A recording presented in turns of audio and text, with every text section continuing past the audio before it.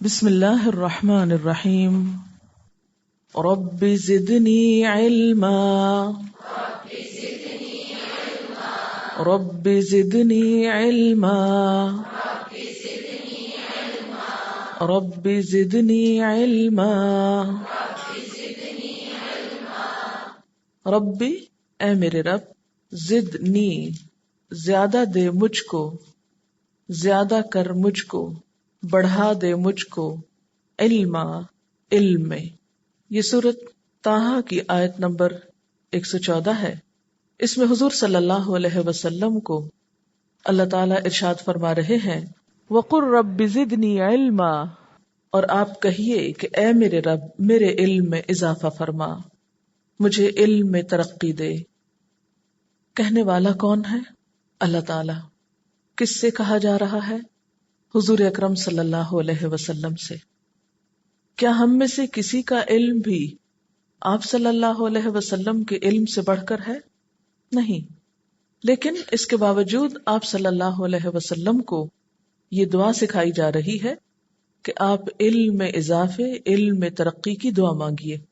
تو اگر آپ کے لیے اللہ تعالیٰ کی طرف سے یہ فرمان ہے تو ہمارے لیے کیا ہوگا؟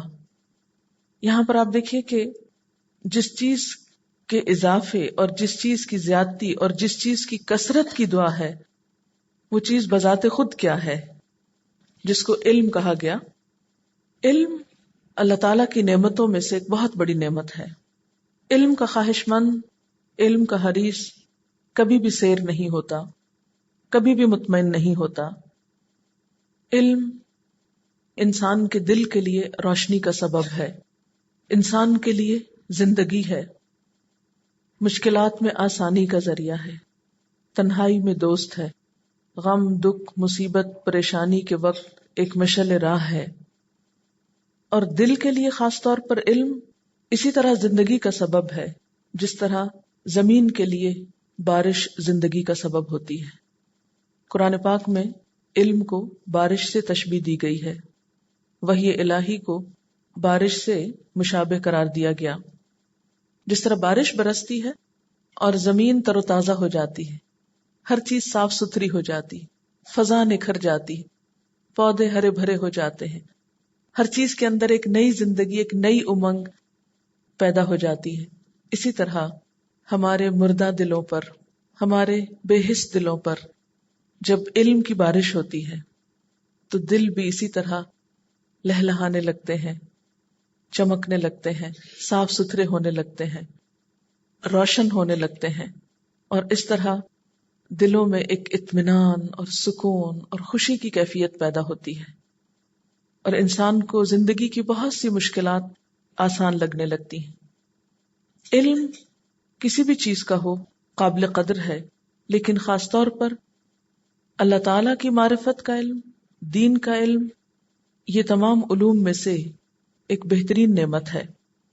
لیکن علم کے لیے دعا کے ساتھ ساتھ کوشش بھی ضروری ہے، اور کوشش کے ساتھ ساتھ دعا ضروری ہے۔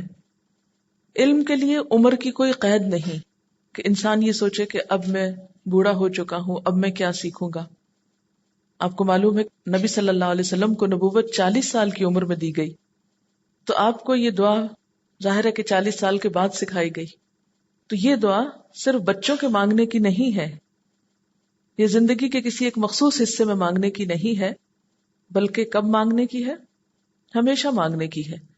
کہا جاتا ہے نا کہ وہ ایک روایت میں آتا ہے مہد سے لے کر لحد تک، پنگھوڑے سے لے کر قبر تک علم حاصل کرو۔ اگر آپ کھانے کو ایک مخصوص مقدار میں کھائیں تو آپ کا پیٹ بھر جاتا ہے اور آپ کے کھانے کی طلب ختم ہو جاتی ہے، لیکن علم آپ جتنا بھی حاصل کرتے چلے جائیں آپ کی طلب ختم نہیں ہوتی۔ اللہ تعالیٰ نے انسان کے اندر ایسا ظرف رکھا ہے کہ جتنا بھی اس میں علم ڈالتے چلے جائیں وہ کبھی بھی بھرتا نہیں۔ اسی لیے موت سے پہلے بہت سے لوگ کھانا پینا چھوڑ دیتے ہیں، لیکن اگر کوئی شخص اس وقت بھی سیکھنے سکھانے کی کیفیت میں ہو، اس کے بارے میں آتا ہے کہ ہمارے جو اسلاف ہیں، اسلاف سے مراد جو مسلمانوں کے ابتدائی دور کے لوگ ہیں جنہوں نے علم کے لیے بہت بڑی روایات قائم کی، ان میں سے بعض کے بارے میں آتا ہے کہ نزاع کے عالم میں بھی جب جان کنی کا وقت تھا اور تھوڑا سا افاقہ ہوتا تو اس وقت بھی حدیث کے سننے اور سنانے اور اس کی روایت کرنے سے نہ چوکتے اور اس سنت پر عمل کرتے کہ مرتے دم تک علم حاصل کیا جائے. اور بہت سے لوگوں کے بارے میں آتا ہے کہ ان کی وفات اس وقت ہوئی جبکہ وہ علم کے سیکھنے سکھانے میں مشغول تھے، یعنی اس قدر شوق ہوتا تھا ان کو. امام مسلم کے بارے میں آتا ہے کہ وہ ایک حدیث کی تحقیق کر رہے تھے تو بسا اوقات آپ نے دیکھا ہوگا کہ آپ پڑھتے پڑھتے کچھ کھانے بھی لگتے ہیں اور آپ کو پتہ نہیں چلتا کہ آپ نے کیا کھایا. تو اتفاق کی بات کہ ان کے پاس کھجوریں رکھی ہوئی تھی اور وہ پڑھتے جا رہے تھے اور دیکھتے جا رہے تھے اور کھجوریں کھاتے رہے اور وہ انہیں پتہ ہی نہیں چلا کہ انہوں نے کیا کھا لیا. تو اسی میں ان کی ڈیتھ ہو گئی. یعنی اس قدر علم حاصل کرنے میں محو کہ دوسری ہر چیز سے بے نیاز اور ہر چیز سے بے خبر اور بے فکر، یعنی اپنے مقصد کے حصول کے لیے اس قدر منہمک تھے. اسی طرح اور بہت سے بزرگوں کے بارے میں آتا ہے کہ وہ سکھا رہے تھے یا سیکھ رہے تھے کہ اسی حالت میں ان کی ڈیتھ ہو گئی. تو کوشش کے ساتھ ساتھ دعا مانگنا بہت ضروری ہے. اور دعا بھی کون سی؟ جو اللہ تعالیٰ نے اپنے حبیب محمد صلی اللہ علیہ وسلم کو سکھائی. کیا؟ رب زدنی علما، رب زدنی علما، رب زدنی علما. اب آپ دیکھیں کہ جب آپ یہ دعا پڑھیں گے تو کیا تصور کریں گے کہ کوئی چیز آپ کی طرف آ رہی ہے اور آپ اس کو لینے کے شوقین ہیں اور آپ کا دل نہیں بھر رہا اور آپ اس کو زیادہ سے زیادہ طلب کر رہے ہیں اور لیتے چلے جا رہے ہیں. تو آپ یہ دعا مانگیں گے اور امیجن یہ کریں گے اور نیت میں یہ رکھیں گے کہ جس طرح روز ہم یہاں آتے ہیں تو ہم یہاں سے خالی ہاتھ نہ جائیں اور جو کچھ پہلے ہمیں معلوم ہے صرف اتنا ہی نہ ملے بلکہ اس سے زیادہ ہمارے علم میں اضافہ ہوتا چلا جائے، ورنہ تو یہاں آنے کا فائدہ کچھ نہیں نا. چلیے اب زیادہ کو ذہن میں رکھ کے اب دیکھیے کہ انسان بہت سی چیزوں کی زیادتی کی خواہش رکھتا ہے. آپ کا کیا دل چاہتا ہے آپ کے پاس زیادہ کیا ہو؟ نہیں، یہ تو اب سن کے یہ باتیں شاید کہہ رہے ہوں. عام طور پر انسان کے دل میں مال کی زیادتی کی خواہش ہوتی ہے، اس پہ کبھی ہم مطمئن نہیں ہوتے. جتنا بھی کسی کے پاس ہے وہ اس سے زیادہ بڑھانے کی فکر میں ہوتا ہے. اسلام ہمیں نئی سوچ دیتا ہے، نئی ڈائریکشن دیتا ہے کہ صرف بڑھانے کی چیز وہ نہیں جسے تم اپنے لیے بہت فائدہ مند سمجھتے ہو، کسی اور چیز کی کثرت بھی فائدہ دے سکتی ہے. اچھا آپ دیکھیے کہ مال کہاں سے آتا ہے؟ زمین سے آتا ہے. علم کہاں سے آتا ہے؟ آسمان سے آتا ہے. تو انسان زمین کا نہ ہو کر رہ جائے، یہ صرف نیچے کی طرف دیکھنے والا نہ ہو، اوپر کی طرف دیکھنے والا ہو، اس کی نگاہ بلند ہو اور اس کا تعلق آسمان کے ساتھ ہو، بلندیوں کے ساتھ ہو.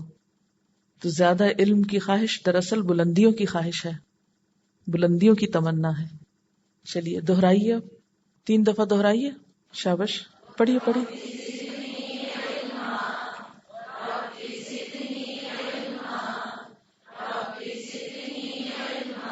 ابھی مجھے نہیں محسوس ہوا کہ آپ مانگ رہے ہیں، ابھی مجھے یوں لگ رہا ہے بس آپ لفظ پڑھ رہے ہیں.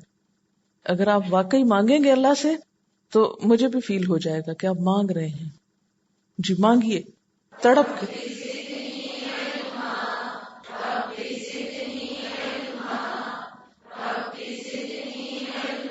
مجھے تو اس وقت یقین آئے گا جب کسی کی بھی نگاہ ادھر ادھر نہیں جائے گی. جب نگاہ پھرتی ہے تو مجھے پتہ چل جاتا ہے توجہ کوئی نہیں.